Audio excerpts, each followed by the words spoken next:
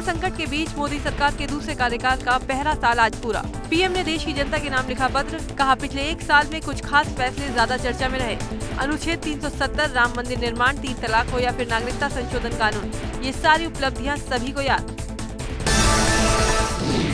PM Modi ने लिखा, इस एक साल में लिए गए फैसले इन्हीं बड़े सपनों की उड़ान है। उन्होंने आगे लिखा, सबका साथ, सबका विकास, सबका विश्वास, इस मंत्र को लेकर आज देश सामाजिक हो या आर्थिक, वैश्विक हो या आंतरिक, हर दिशा में आगे बढ़ रहा है। पीएम मोदी ने कहा, आज कोरोना महामारी ने भारत को भी घेर लिया है। कई लोगों ने आशंका जताई थी जब कोरोना भारत पर हमला करेगा तो भारत पूरी दुनिया के लिए एक संकट बन जाएगा, लेकिन आज लोगों ने भारत को देखने का नजरिया बदल कर रख दिया है। प्रधानमंत्री ने कहा, ताली थाली बजाने और दिया जलाने से लेकर भारत की सेनाओं की ओर से कोरोना वॉरियर्स का सम्मान हो, हर अवसर पर आपने ये दिखाया है कि एक भारत ही श्रेष्ठ भारत की गारंटी है। पीएम ने कहा, श्रमिक, प्रवासी मजदूर और भाई बहन, छोटे छोटे उद्योगों में काम करने वाले कारीगर, पटरी पर सामान बेचने वाले लोगों ने असीमित कष्ट सहा है। इनकी परेशानियों को दूर करने की कोशिश की जा रही है। प्रधानमंत्री ने कहा, आज समय की मांग है कि हमें अपने पैरों पर खड़ा होना ही होगा, अपने बलबूते पर चलना ही होगा और इसके लिए एक ही मार्ग है, आत्मनिर्भर भारत। प्रधानमंत्री ने कहा, मेरे संकल्प की ऊर्जा आप ही हैं। उन्होंने कहा, वैश्विक महामारी के कारण ये संकट की घड़ी ही तो है, लेकिन हम देशवासियों के लिए ये संकल्प की घड़ी भी है। 130 करोड़ भारतीयों का वर्तमान और भविष्य कोई आपदा तय नहीं कर सकती। अर्थव्यवस्था के बारे में प्रधानमंत्री मोदी ने जनता के नाम लिखे पत्र में कहा, जैसे भारत ने अपनी एकजुटता से कोरोना के खिलाफ लड़ाई में पूरी दुनिया को अचंभित किया, वैसे ही आर्थिक क्षेत्र में भी हम नई मिसाल कायम करेंगे। गरीब किसान, महिलाओं और युवाओं का जिक्र करते हुए मोदी ने लिखा, अब पीएम किसान सम्मान निधि के दायरे में हर किसान आ चुका है। पिछले एक साल में इस योजना के तहत किसानों के खातों में 72,000 करोड़ रुपए से अधिक राशि जमा कराई गई। पीएम मोदी ने संसदीय कार्यवाही का जिक्र करते हुए कहा, सामान्य जन के हित से जुड़े बेहतर कानून बने। इसके लिए भी पिछले एक साल में तेजी से काम हुआ और पिछला रिकॉर्ड तोड़ दिया। कानपुर में एबीपी गंगा की खबर का असर। खबर दिखाने पर सपा विधायक के खिलाफ एफआईआर। विधायक इरफान और भाई समेत कई पर पुलिस ने दर्ज किया मुकदमा। लापरवाही पर चमनगंज चौकी प्रभारी निलंबित। कई पुलिसकर्मियों से स्पष्टीकरण मांगा गया। कानपुर के बर्रा थाना क्षेत्र में बेखौफ दबंग। नशेबाजी और गाली गलौज का किया विरोध तो दबंगों ने किया पथराव। घर के अंदर घुसकर महिलाओं के साथ की मारपीट, गाड़ियों में भी की तोड़फोड़। सीसीटीवी में कैद दबंगों की करतूत। लखनऊ में शुक्रवार को 11 नए कोरोना पॉजिटिव केस मिले। सदर के वाल्मीकि विहार से एक ही परिवार के 9 लोगों को कोरोना हुआ। इसी परिवार के 2 लोग पहले भी कोरोना पॉजिटिव निकले थे। वहीं मलिहाबाद में एक प्रवासी में संक्रमण की पुष्टि हुई। नोएडा के सेक्टर 22 में किराया न देने पर एक मकान मालिक ने किराएदारों को लाठी डंडों से जमकर पीटा। पुलिस ने पीड़ितों की शिकायत पर मकान मालिक के खिलाफ मुकदमा दर्ज कर मामले की जांच शुरू कर दी है। ग्रेटर नोएडा पुलिस और इनामी बदमाशों के बीच मुठभेड़। पुलिस की गोली लगने से 25,000 का इनामी बदमाश घायल। दूसरे बदमाश को पुलिस ने दौड़कर पकड़ा। बदमाशों के कब्जे से एक तमंचा, जिंदा कारतूस और बाइक बरामद। दोनों बदमाश लूट के मामले में फरार चल रहे थे। बुलंदशहर में किसी वारदात को अंजाम देने जा रहे गौ तस्कर से पुलिस की मुठभेड़। दोनों ओर से चली कई राउंड फायरिंग। 25,000 का इनामी तस्कर पैर में गोली लगने से जख्मी। उसके कब्जे से एक तमंचा, बाइक और कई कारतूस बरामद। इनामी बदमाश पर 10 मामले पहले से ही दर्ज हैं।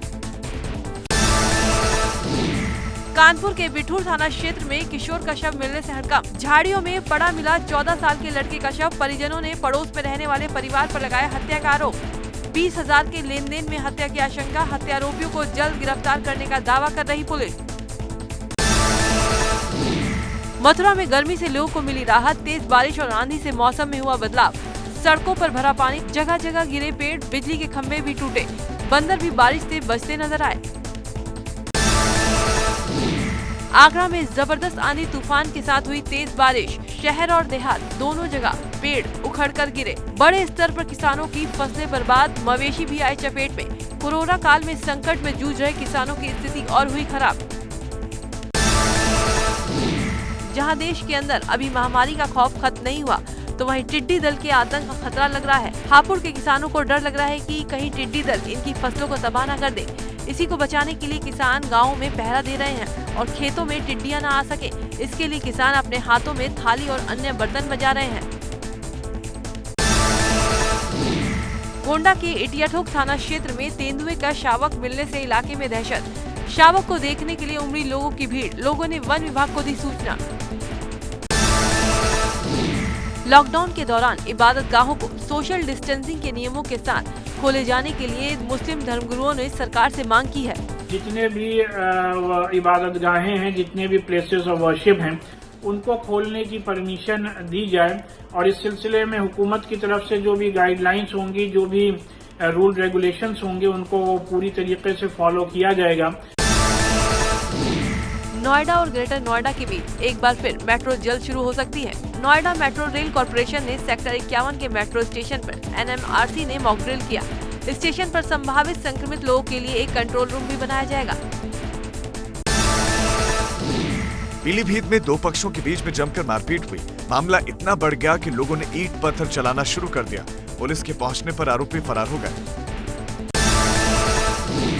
लॉकडाउन में शराबियों ने मचाया तांडव। बाजार के चौराहे पर घंटों होती रही लाठी डंडों से मारपीट। लाइव मारपीट का वीडियो सोशल मीडिया पर हुआ वायरल। कार खड़ी करने के दौरान गाड़ी टच होने पर गहराया था विवाद।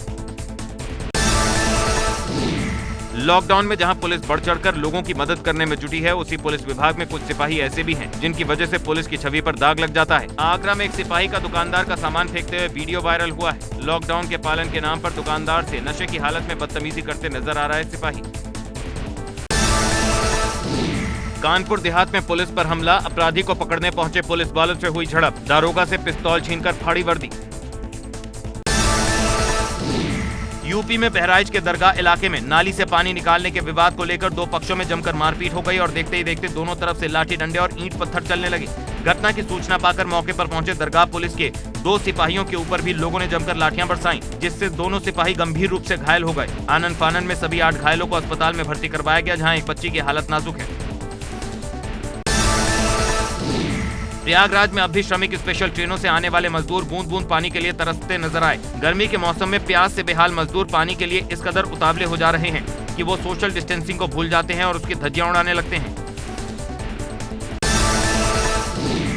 जालौन के उरई रेलवे स्टेशन पर सोशल डिस्टेंसिंग की धज्जियां उड़ती नजर आई। मुंबई से गोरखपुर जाने वाली श्रमिक स्पेशल ट्रेन में 5 मिनट का स्टॉप प्रवासी मजदूरों के खाने पीने का सामान बांटने के लिए निर्धारित किया गया था, लेकिन इस दौरान रेलवे प्रशासन की लापरवाही से मजदूरों में पानी और स्नैक्स लेने की होड़ मच गई। यूपी में 24 घंटे में 275 नए कोरोना पॉजिटिव। यूपी में अब तक कुल 7,445 कोरोना पॉजिटिव केस। राज्य में कोरोना के 2,837 एक्टिव केस, 4,410 लोगों को किया गया डिस्चार्ज। लखनऊ में 11 नए कोरोना पॉजिटिव मिले। सदर के वाल्मीकि विहार से मिले सभी मरीज। एक ही परिवार के 9 लोगों को कोरोना। मुजफ्फरनगर के मेडिकल कॉलेज में शुक्रवार को डॉक्टर अचानक काम बंद कर धरने पर बैठ गए। डॉक्टरों का आरोप था कि उन्हें जो मास्क दिया जाता है वो बहुत ही घटिया क्वालिटी का है। मास्क न लगाने पर उन पर जुर्माना लगाया जाता है। मामले की सूचना पर मौके पर पहुंची थाना मंसूरपुर पुलिस ने डॉक्टरों को समझा बुझाकर शांत कराया। मजदूरों को घर पहुंचाने के लिए चलाई जा रही श्रमिक एक्सप्रेस में बद इंतजामी के आरोपों से घिरे रेलवे ने अब यात्रियों से अपील की है कि जब तक बेहद जरूरी न हो, लोग रेल यात्रा से बचें। वहीं ट्रेनों में हुई मजदूरों की मौत के मुद्दे पर रेलवे ने सफाई दी है कि जिन यात्रियों की मौत हुई है उसमें रेलवे की कोई लापरवाही नहीं है। अयोध्या में सुरक्षा व्यवस्था को परखने के लिए प्रशासन की तरफ से मॉक ड्रिल की गई। ड्रिल के दौरान पुलिस ने 2 संदिग्ध युवकों के अशरफी भवन के पास मौजूद होने की खबर मिली, जिसके बाद मौके पर एसपी सिटी और सीओ के अलावा बम निरोधक दस्ता और ब्लैक कैट कमांडो की टीमें आ पहुंची। भारी संख्या में पुलिस बल को देखकर इलाके में अफरा तफरी मच गई।